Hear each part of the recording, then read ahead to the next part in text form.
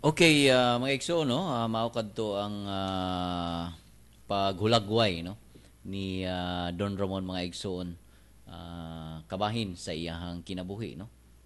Gimension dito, kundiin siya na tao, no? Gani, sa base sa istorya, nag-ingon nga natawag yun siya dinhi sa Urmok, no? Dito sa Urmok Leyte, mga igsoon, imagino na nato, no? So dinha nagsugod nga maong duol kayo sa ilahang kasing-kasing, no? Ang Ormoc Leyte kay ditong bahina, dito nagsugod sila sa ilahang negosyo, no? So ang papa ni Don Ramon dito gyud sila nagsugod sa ilahang panginabuhian kay ang ilalaging pamilya, no? Usam gyud ka negosyante mo na nga pag-anhin nila din sa Pilipinas, dito sila sa Ormoc Leyte o dito gyud na tao si Don Ramon, no? Nya pagka 9 years old niya, sumoto siya nga gidala siya nga to sa Espanya haron ni eskwela.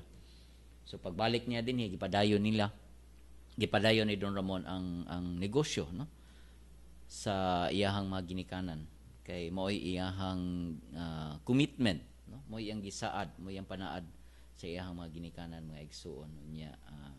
Mo na nga si Don Ramon dito gyud nagsugod ang iyahang pagka matinabangon, no? Matud pa sa historya nga siya gyud usa ka taong matinabangon. Sa akong nahibaw-an nga matag Domingo daw, no?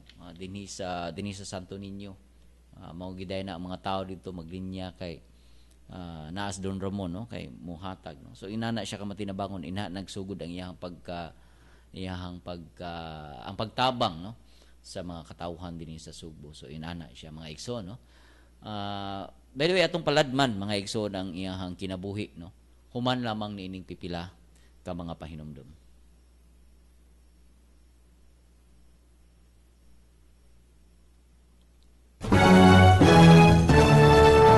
Mayong buntag, ania ang mga pinakawahing kalihukan o panghitabo sa Ramon Aboitiz Foundation Incorporated. Gihangop sa mga Boholano ang usa ka exhibit sa Ramon Aboitiz Foundation Incorporated kun RAFI ug sa Ortigas Foundation dito sa Dawis, Bohol.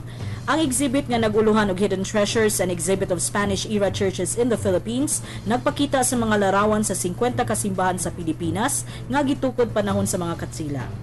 Sa laing bahin, nipaubos sa usa ka learn shop ang mga empleyado sa RAFI mahitungod sa parenting style sa ilang mga anak. Gituki sa maong learn shop ang character-centered parenting kundiin gitumbok unsaon pag-ugmad sa karakter sa mga bata. Sa katapusan, gitagaan sa RAFI pinaagi sa Dolores Aboitiz Children's Fund kun DASEF ug tulo ka daycare centers ang munisipalidad sa San Francisco ug Asturias. Ang maong daycare centers makatabang sa mga 200 ka mga bata sa pag-andam sa pagsulod nila sa elementary level. Ug mao kini ang mga nahitabo karong simanahan sa Ramon Aboitiz Foundation Incorporated. Kini si Pagtuki Heidi, maayong buntag.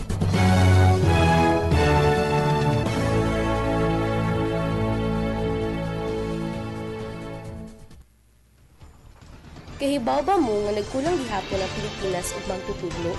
Matod sa Department of Education nga nagkuwang ang mga publikong tuhaan sa elementary ug high school sa tibuok Pilipinas ug 47 million ka magtutudlo. Ako si Pagtuki naghatod ng mga gagmayng kaalam.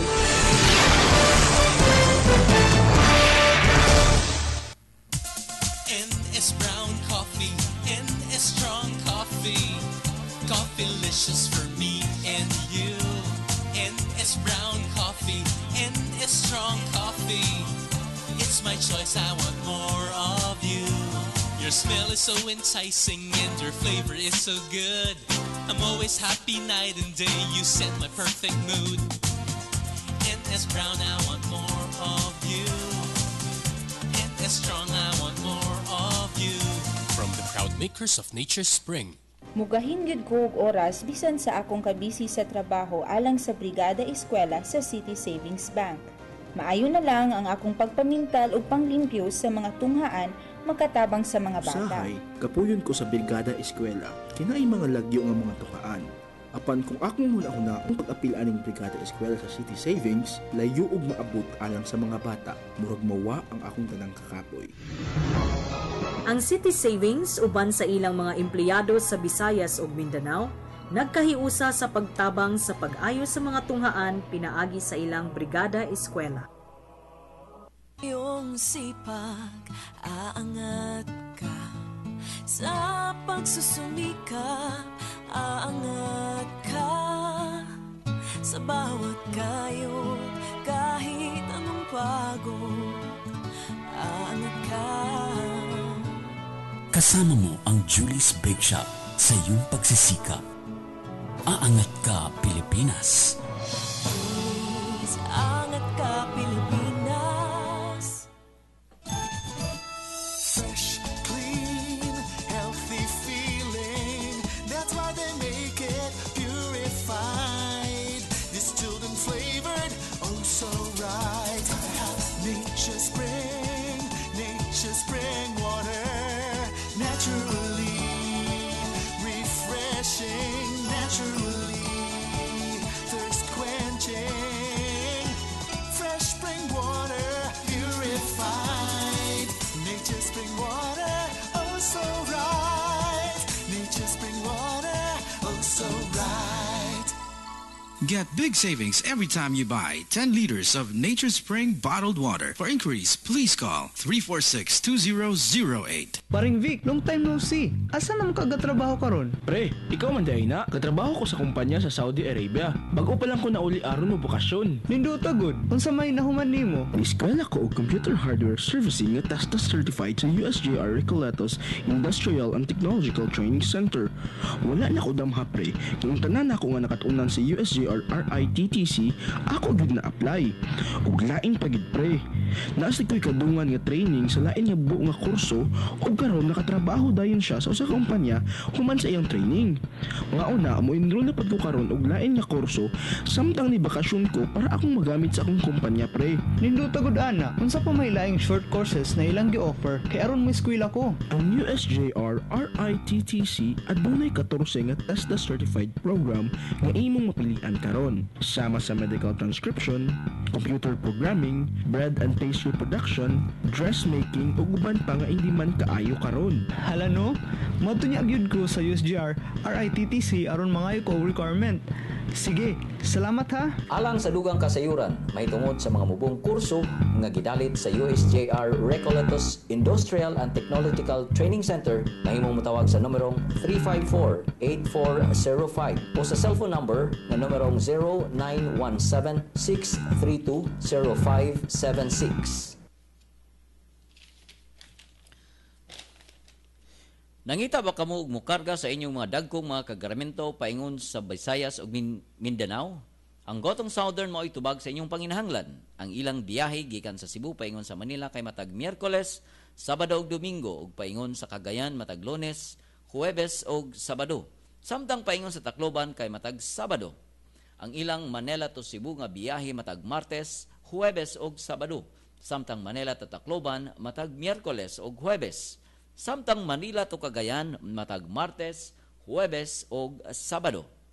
Alang sa dugang nga kasayuran, mahimong motawag sa Gotong Southern Cebu branch sa numerong 231-7100 ug sa Manila branch 527-6977. Okay mga igsoon, once again akong giawhag kamo nga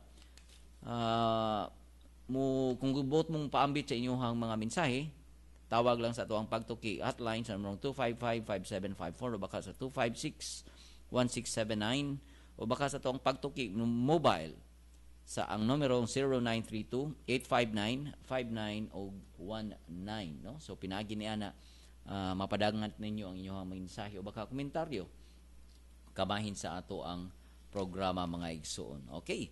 So bago lang yun, no? Atong nabati ang kinabuhi o atong nahibawan kung kinsa si Don Ramon, no? Doon na tayo igong kasayuran.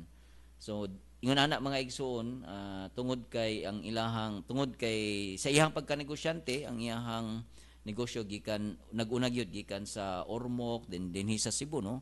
Kay matud pa ang unag yun nilang negosyo kabahin man og abaka, no? So ilahan nang i-transport o i-deliver dinhi sa Cebu unya inigbalik sa magdapon na sila mga goods. So ingon ana Unya dinhi gina sila nagbasig yun sa Cebu mga igsuon. Unya kato si Don Ramon ingon ana daghan kay siyang natabangan mga individual o mga institusyon nga diin mo ay nakapa duol niya no sa kasing-kasing sa mga Sugbuanon. So ingon ana siya ka manggihatagon, ingon ana siya ka manggihuna-unaon no. Labi na gyud sa mga Sugbuanon no, labi na gyud sa mga Pilipinhon mga igsuon. Tungod siguro gyud na sad sa iyahang istorya nga kana no sa iyang pagkatao dinhi gyud siya sa Pilipinas. So, muna nga iya nagyong nakuha no ang mga kultura ug batasan sa usa ka Pilipino. So kana hantod karon nagpadayon mga igsuon sa iyahang pag sa wala pa siya mamatay mga igsuon gibahin niya no ang iyahang wealth niya. Ang katunga iyang gipundo o gibutang sa foundation. So muna ang Ramon Aboitiz Foundation Incorporated unya ang katunga niya na dito sa negosyo mo na ni karon nga tungod sad sa mga nisunod nga henerasyon maayong pagkadala pod sa mga iyahang mga apo na karon kana nilambo kini mga igsuon unya mao kining mga negosyo nga natong nadunggan din naa ang mga Aboitiz no nga mga companies mga igsuon. So apan gasugod to ni Don Ramon no sa iyang pagka manggihatagon sa iyang pagka matinabangon ngadto sa mga Subuanon no. So ingon ana ang iyang kinabuhi mga igsuon. Sa nahibaw-an na to aduna na siya duha ka anak no si Don Eddie ug si Maria Luisa. Unya kini sila nanganak kunya muna nga moy nisunod sa iyahang mga damgo no og misyon. So si Don Eddie nga mao say nagpadayon mo say nisunod sa iyang mga gimbuhat karon nga ang mga anak na sad ni Don Eddie mo'y nagpadayon niini no. So mo na nga ang atong presidente karon sa Ramon Aboitiz Foundation Incorporated si Mr. Bobby Aboitiz nga mo'y anak ni Don Eddie mo'y nagpadayon sad no sa mission ni Don Ramon no pinaagi sa RAFI. So inyong mahibaw-an nga daghan kayong mga tabang niini nga ilahang gihimo ngadto sa mga institusyon no usa na niya ang Don Bosco, ang Aselo no uban pang mga institusyon nga diin hantod karon nagpadayon unya ang ilahasang mga serbisyo ngadto sa katawhan no nagpadayon sad unya kana no sa akong nahibaw-an mga igsuon sa mga individual aduna say mga katawhan nga ila pong natabangan no diya silang pagtuon silang pag-eskwela nga hantod karon nagpabilin sila nga naghandom ni Don Ramon tungod sa mga tabang nga iyahang na himo ngadto sa mga katawhan. So nining puntuha mga igsuon ato sang madungog no ang interview gikan sa mga kadagkuan sa Ramon Aboitiz Foundation Incorporated.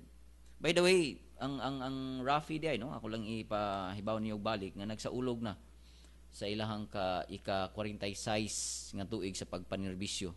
So kini siya natukod ni atong 1966.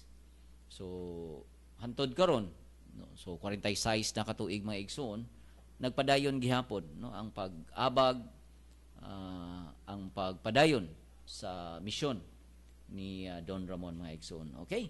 So ready naman siguro no ang pag sa mga kadagkuan sa RAFI atong madungog si Ma'am Dungi Chua ang kasamtangang Chief Operating Officer sa foundation. Bisan pa man sa pagkabisi sa pagpagdagan sa ilang negosyo, mugahin gyud og oras si Ramon sa pakipag-abi-abi sa mga tao didto sa pier, kundiin nahimutang ang ilang shipping business. Usa ka adlaw ni ana, gidala ni Ramon ang iyang anak nga si Eddie sa pier aron tudluan kini kun unsaon paghalubilo sa mga tao.